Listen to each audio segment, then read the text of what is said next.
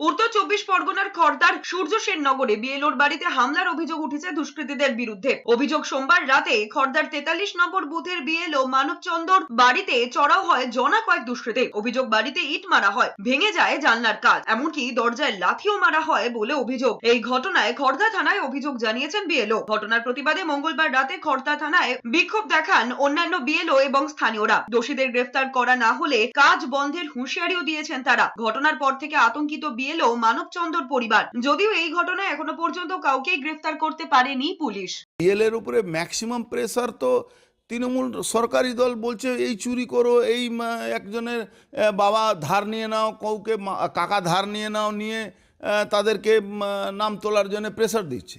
এবার বিএলও যারা একটু মেরুদণ্ড যার সোজা আছে তারা করছে না, চাকরি ভয়েও অনেকে করছে না, তখন তাদের উপরে হামলা করছে, মারধর করছে। করলে পুলিশ এখনই বার করে নিতে পারে।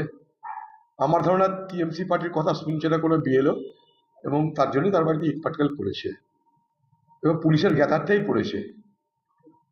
এগুলো সব টিএমসির কাজ বলে আমি মনে করছি, এইটা অন্তত।